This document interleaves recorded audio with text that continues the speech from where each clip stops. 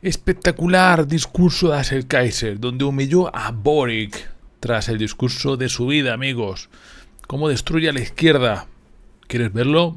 Dale like, suscríbete, comenta abajo. Dentro vídeo, amigos, vamos. El Kaiser dio el mejor discurso de su vida y destruyó la mentira del populismo de la izquierda. El populismo es probablemente el tema de moda hoy día en la discusión en el mundo entero, por lo menos en Occidente. No solo en América Latina, que lo vamos discutiendo hace mucho tiempo, por las razones que todos conocen, sino que también en Estados Unidos y también en Europa. Desde la elección de un Donald Trump, pasando por el Brexit, por resultados de elecciones en Europa, en países como Alemania, Francia, Europa del Este y fenómenos que hemos visto en América Latina, todo el mundo está hablando del tema populismo. ¿Qué es el populismo? ¿Qué es el populismo? Acá hay varios estudiantes, veo de la universidad presentes, jóvenes presentes. Si alguien les preguntara a ustedes qué es el populismo, ¿qué dirían? Yo tengo los focos acá, no puedo ver mucho, la verdad. ¿Pero qué sería el populismo?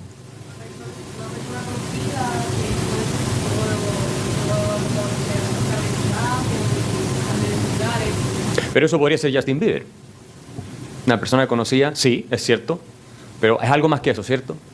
Esto es muy importante tenerlo claro y tenerlo presente. Porque cuando se habla de conceptos es importante entender lo que significan. Si no, uno mete cualquier cosa adentro y termina siendo poco claro. El discurso se confunde, ¿cierto? Si hay una sola idea que yo creo que ustedes se lleven de esta charla, es la siguiente.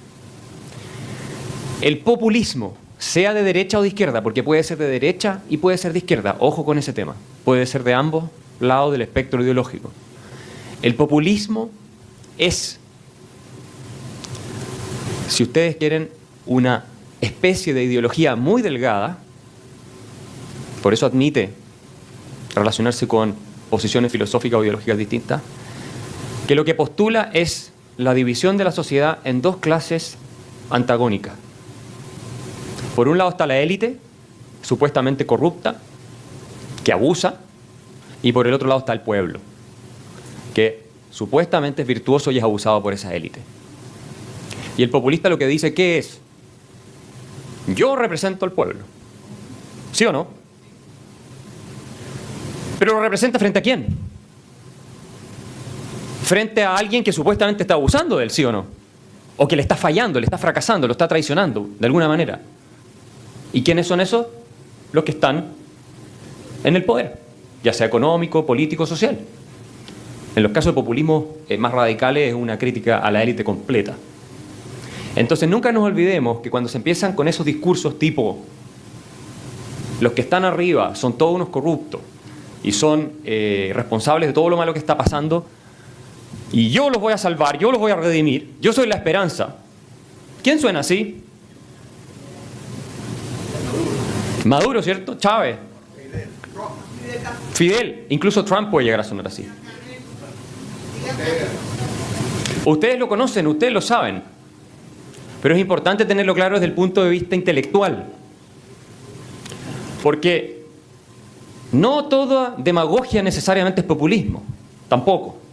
En el juego democrático suele ocurrir que los políticos prometen cosas que les va a costar cumplir o no van a poder cumplir directamente. Tal vez en Puerto Rico no, pero en todo el mundo ocurre eso. Es imposible que no sea así. Es parte del juego democrático. No solo porque los políticos lo hagan con intención, sino porque muchas veces creen que van a poder cumplir. Después, por las razones prácticas que enfrentan, no pueden cumplir. Porque las circunstancias van cambiando. También ocurre eso, ¿cierto? ¿Por qué el populismo? Y yo me voy a concentrar, si ustedes quieren, en el caso de América Latina y podemos hablar también del caso de lo que está ocurriendo en Estados Unidos. ¿Por qué es una amenaza el populismo? ¿O es peligroso? ¿Por qué? Uno de los efectos del discurso y la política populista, cuando llega a ciertos grados, es que termina por horadar, por destruir el rule of law, las instituciones del Estado de Derecho, que son aquellas que garantizan el respeto por los derechos de cada uno de ustedes. ¿Cierto? En América Latina, clásicamente, comienza el ataque sobre la libertad económica, tu derecho de propiedad. Se propone nacionalizar recursos naturales. Se propone estatizar a las empresas, en los casos más radicales de populismo estoy hablando, ¿cierto? Expropiaciones. Fijaciones de precio, que es una forma también de confiscar al ciudadano común y corriente. Controles de cambio para que la gente no pueda sacar su dinero del país e irse a otro lado. ¿Y qué más hay? Ataque a la libertad de prensa. Eso se ve mucho en los casos de populismo más duro. Libertad de expresión. Empiezan las leyes mordaza. Y por lo tanto la prensa ya no puede informar o no puede criticar al gobierno como lo podía hacer antes. Y así sucesivamente. Una de las características esenciales del líder populista, ojo los jóvenes en esto, es que promete mucha redistribución de riqueza. Mucho más allá de lo que es normal en un juego democrático. Promete un antes y un después. Asegura que la situación que están viviendo sectores de la población que están rezagados es porque no se distribuye lo suficiente. Y que cuando llegue él le va a quitar a los que tienen para darle a los que no tienen. Estoy hablando de esto es típicamente más bien del caso de los populismos de izquierda, pero también de ciertos populismos de derecha. No les gusta el libre mercado, no les gusta la competencia, no les gusta el Estado pequeño. ¿Por qué a un populista no le gusta el Estado pequeño? O el Estado contenido, por decirlo de alguna manera. Y le gustaría que ojalá el gobierno tome control de muchas cosas.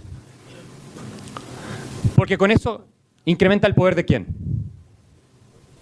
De sí mismo. ¿Cierto? En el caso de un populismo, insisto, de un grado más desarrollado. Incrementa el poder de sí mismo y de la gente que lo rodea. Ahora, ¿cuál es la justificación conceptual que utiliza el populista? ¿En nombre de quién hace todo esto? Del pueblo. ¿Cierto?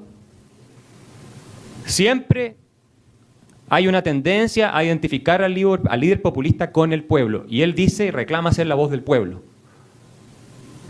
Y al pueblo se le atribuye una cosa que viene de un filósofo francés que se llamaba Jean-Jacques Rousseau, que era, ¿qué decía él de la voluntad general? Por decir de otro modo, la voluntad del pueblo. Que el pueblo era infalible. Que la voluntad general no se equivoca. El populista, al decir que el pueblo no se equivoca, está diciendo que ¿quién no se equivoca? Él. Porque él es la voz del pueblo. ¿Cierto? Entonces, disfraza su propia búsqueda de poder, su propia búsqueda de popularidad y su demagogia con que él es realmente ¿qué? Un líder democrático por excelencia. Porque no hay nada más democrático que representar al pueblo. ¿Cierto? Se supone. Se supone que la democracia, el soberano es el pueblo y el pueblo es el que decide. Esa es la lógica. Especialmente en América Latina. ¿Cuántos de ustedes han oído discursos de ese tipo?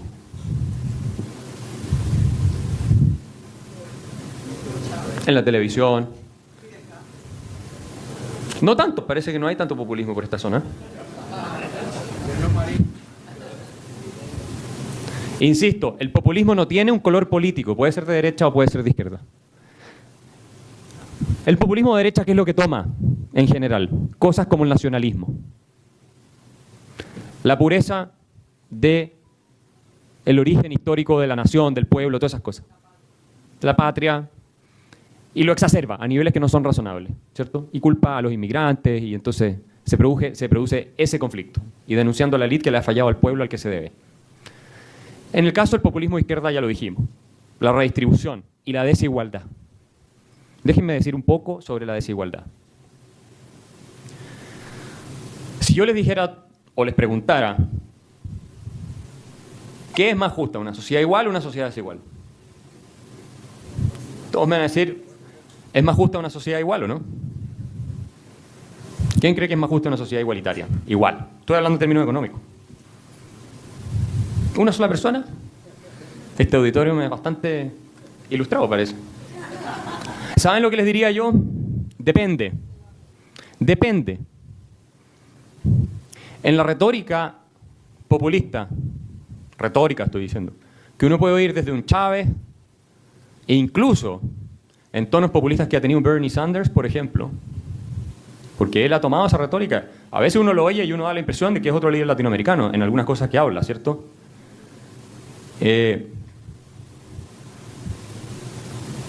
La desigualdad se presenta como mala por definición. Entonces, quitémosla a los ricos y redistribuimos y con eso lo arreglamos.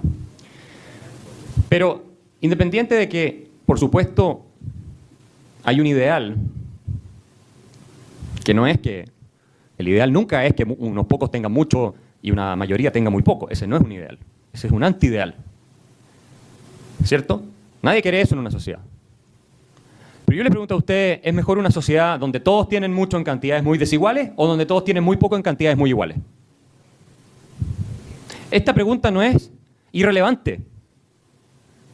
Esta pregunta es fundamental porque si ustedes prefieren una sociedad donde hay más desigualdad, pero más riqueza para todos, a una sociedad donde hay más igualdad, pero menos riqueza para todos, entonces lo que a ustedes les preocupa no es la desigualdad, es la riqueza. Es que hay gente que no tiene los medios para salir adelante, o suficiente para tener una calidad de vida como todos quisiéramos que tengan. ¿Por qué nos debería importar que Ricky Martin se haga multimillonario? O que Lionel Messi o que algún empresario exitoso como Bill Gates se haga multimillonario. Si lo han hecho de manera honesta, estamos asumiendo que lo han hecho de manera lista. Y muchas veces esas causas tienen que ver con que las élites que efectivamente son las encargadas de que el país vaya por buen camino, ¿cierto? Tienen la responsabilidad principal.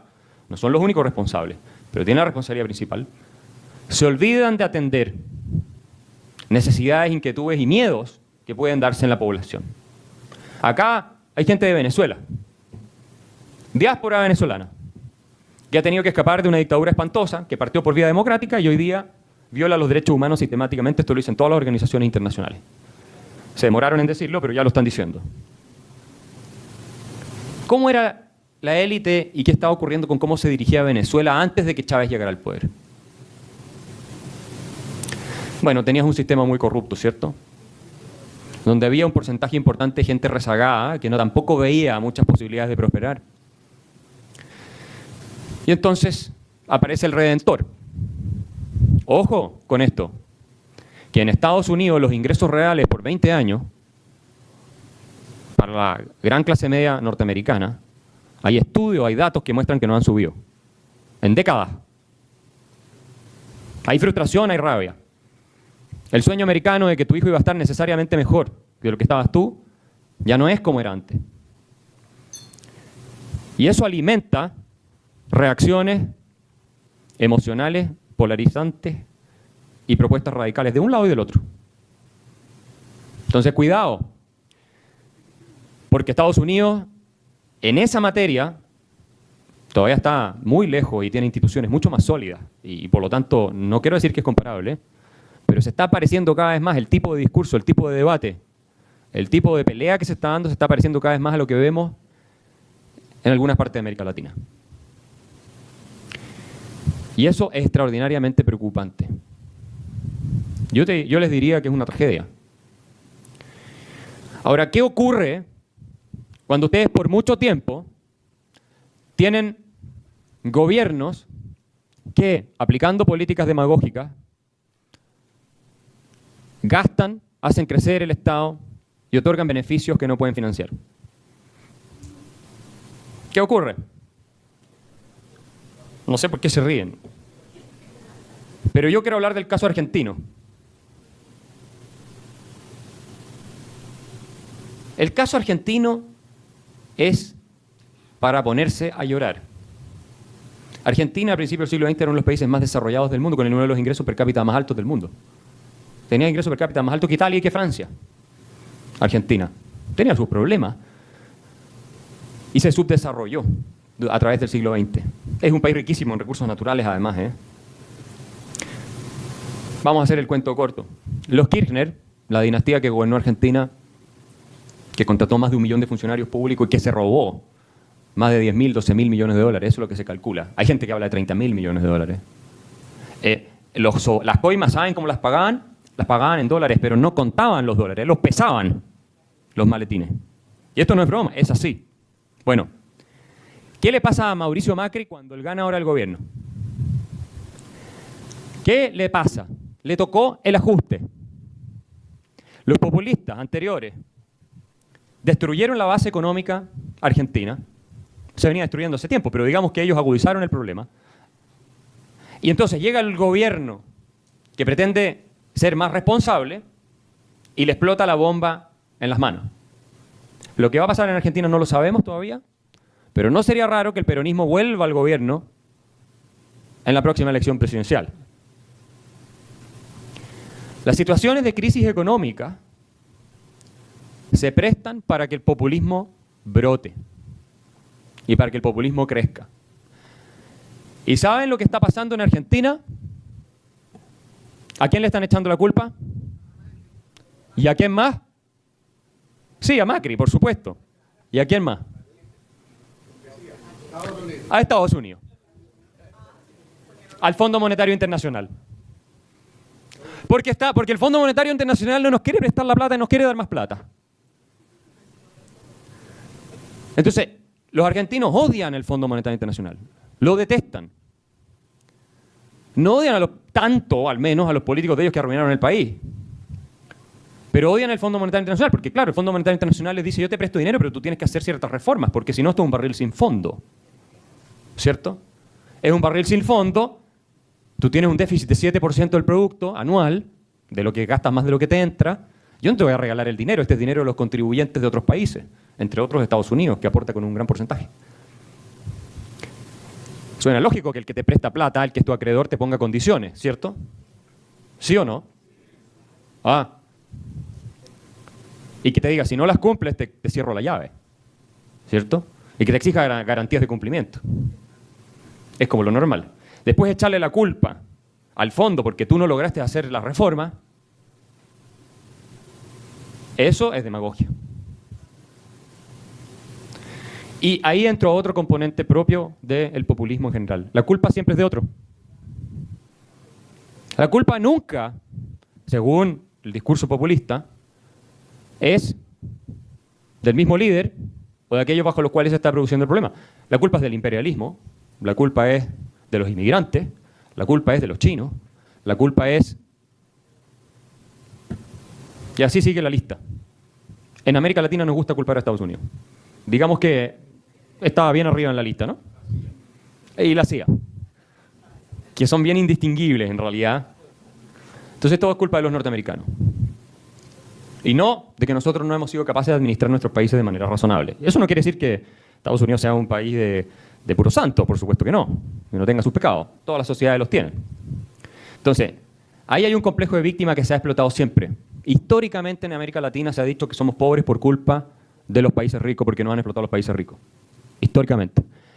Esta, por lo demás, es una tesis que desarrolló Lenin, ¿no es cierto?, en su ensayo sobre el imperialismo para justificar por qué habían fracasado las profecías de Marx, según las cuales los países capitalistas iban a tener la revolución primero. Entonces Lenin dijo, no, es que ahora los burgueses, los proletarios, digamos, se asociaron con los burgueses en los países desarrollados y están explotando los países en desarrollo. Y los países en desarrollo son las víctimas y los países ricos son ricos gracias a que están explotando los países en desarrollo. Se lo escribió. Entonces, yo no quiero tomar mucho tiempo, porque tenemos muy justo el itinerario, pero sí quiero que haya preguntas y que ustedes puedan hacer todas las preguntas que quieran. Si quieren podemos entrar con más detalle a casos puntuales. Estados Unidos, Venezuela, el que ustedes quieran. Si quieren Europa también. Nicaragua, que es otro problema muy grave, ¿cierto? Pero déjenme decirles por qué me parece que el populismo es un engaño y este libro se titula El engaño populista, que ya he presentado en 15 países más o menos, o más incluso. El líder populista es un seductor. Suele ser un seductor por definición. Que te ofrece una justificación para los males que tú estás padeciendo, en las cuales, o de los cuales, todos son menos responsables menos tú. Y te ofrece otra cosa, en general muy interesante, sobre todo en América Latina es así, pero no solo acá, que tú vas a estar mejor sin tener que esforzarte demasiado.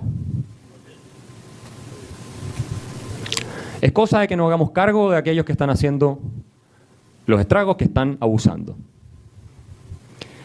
Y eso es un engaño. No se puede estar mejor si no se desarrolla un mayor esfuerzo por estar mejor. Eso lo sabemos todo a nivel personal. No sé por qué a nivel de países creemos que es diferente. O tendemos a creer que es diferente. Entonces, si queremos proteger las instituciones de la democracia liberal, no la democracia así nomás, la democracia liberal, que protege los derechos individuales, porque hay democracias que aplastan los derechos individuales, no, las que protegen los derechos individuales, tenemos que combatir este engaño. Y no se dejen, por ningún motivo, seducir por el discurso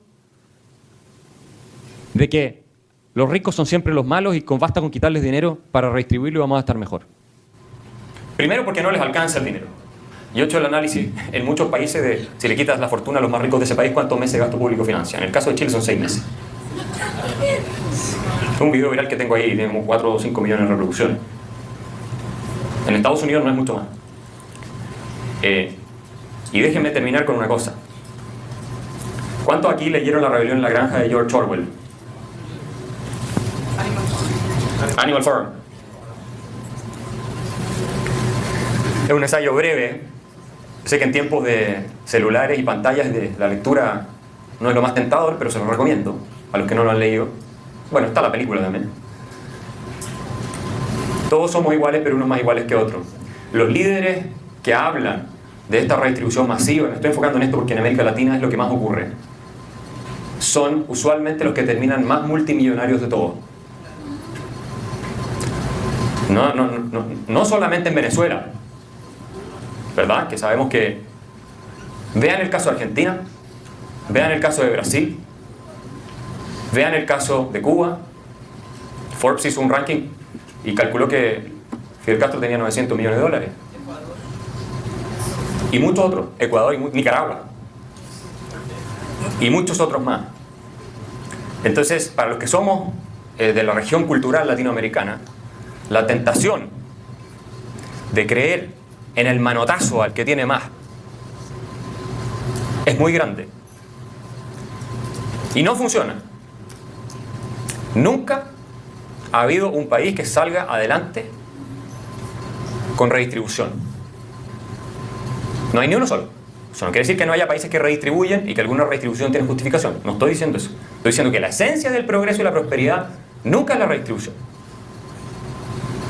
¿Cuál es la esencia del progreso y la prosperidad? La creación de riqueza. El trabajo, el esfuerzo, el desarrollo y la innovación tecnológica. Esas son las cosas que sacan a los países adelante. Y cuando tú tienes riqueza que puedes darte el lujo de redistribuir. Una parte al menos, intentando no destruir los incentivos para que se siga creando. Si ustedes van a Haití, ¿qué van a redistribuir? Es un país muy pobre, no hay nada que redistribuir. ¿Cierto? Entonces, si fuera por redistribuir y por subir impuestos, en Haití podrían poner los impuestos muy altos. Y el país no saldría adelante. Yo lo voy a dejar hasta aquí. Y voy a abrir a un espacio de preguntas. Porque mi experiencia, ya en muchos viajes a muchas partes, me indica, primero, que cuando uno se extiende más de 20 minutos la gente se empieza a quedar dormida. Y segundo, que los mejores temas de discusión e ideas salen precisamente en la ronda de preguntas. Así que muchas gracias. Grande, Acer Kaiser. Qué media hora de información. Me voy a leer ese libro, el de la granja. Dice que es un ensayo corto, pues me lo leo en un par de días. Nos vemos, chicos, hay que leer libros. Hasta la próxima.